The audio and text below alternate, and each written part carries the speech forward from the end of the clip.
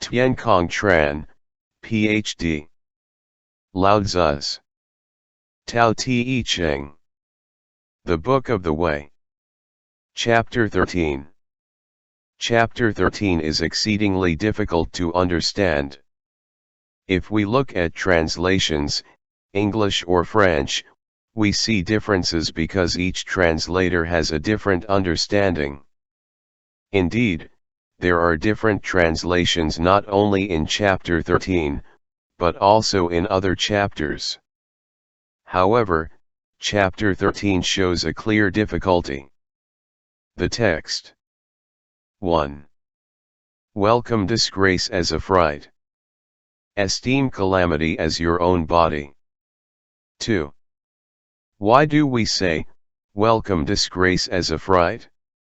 Welcome denotes in the low place, getting welcome is a fright, and so is losing it. That is why we say, welcome disgrace as a fright. 3. Why do we say, esteem calamity as your own self?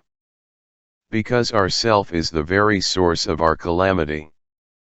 If we have no self, what calamity can we have? 4. Hence, only he who esteems the sacrifice of his self for the sake of the world is fit to be entrusted with the world. Only he who loves the sacrifice of his self for the sake of the world is worthy of being the steward of the world. Interpretation. 1.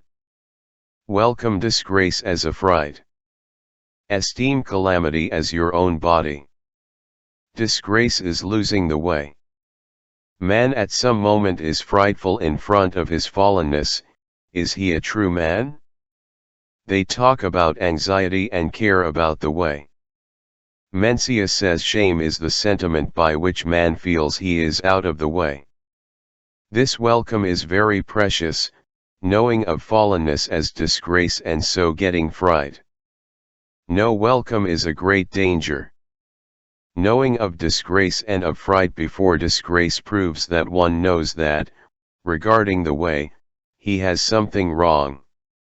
The greatest danger is man does not know his fallenness, does not get a fright and does not welcome disgrace. According to Heidegger, the present world of technology is evil and desolate. This is a danger. But the greatest danger is that they do not recognize the danger.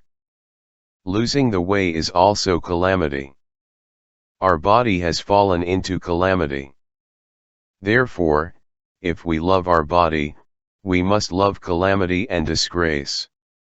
When we have disgrace, we are still in a low place, in a high place is the man of the way.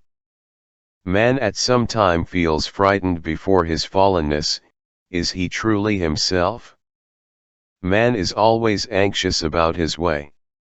Mencius talks about shame as sentiment in which man finds himself out of the way.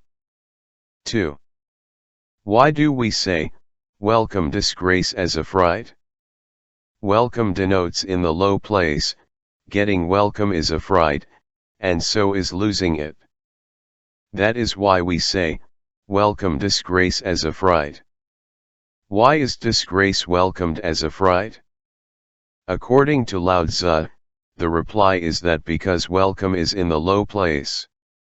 Welcome is welcome losing the way, and when we lose the way, we are in the low place, and we feel disgraceful, we are inferior men. The men of the way are in the high place, they are superior men. Why is disgrace welcomed? It must be sad. Sad is denoted in fright. But we welcome disgrace because when we know it, we are able to correct ourselves out of it. If we do not recognize it, our ocean of misfortune still lasts long. To have this welcome is a fright, fright in front of disgrace. Not to have or to lose this welcome is also a fright. Indeed, when there is no welcome, fright is not recognized, and this is the greatest fright. The utmost danger is that we do not recognize that we are living in the danger of losing the way. In the history of mankind, this is called the time of the collapse of the way. This is also the situation of our present world. 3. Why do we say, esteem calamity as your own self? Because our self is the very source of our calamity. If we have no self, what calamity can we have? What is calamity? Calamity is forgetting the way.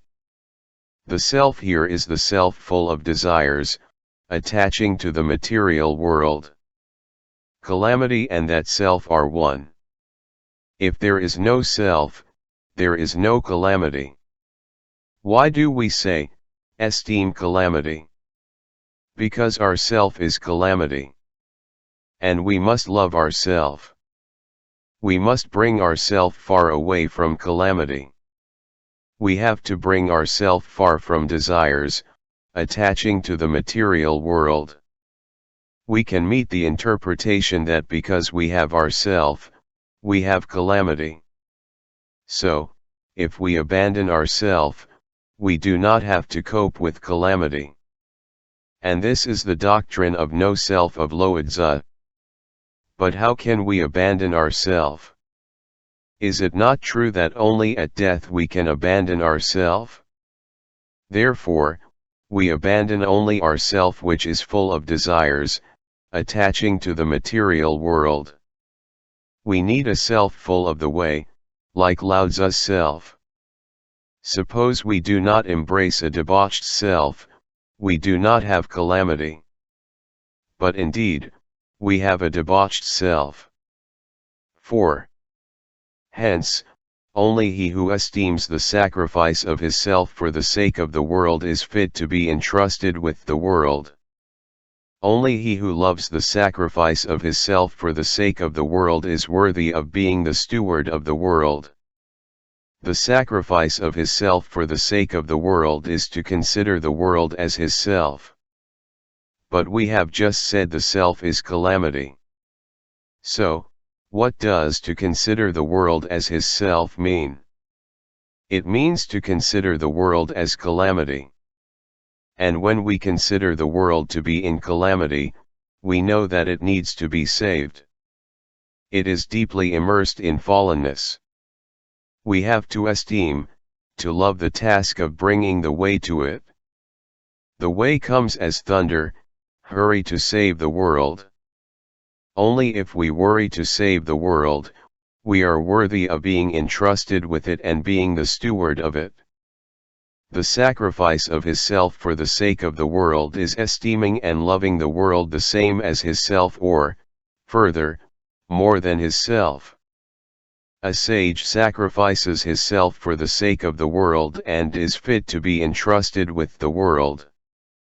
He esteems and loves the sacrifice of his self for the sake of the world.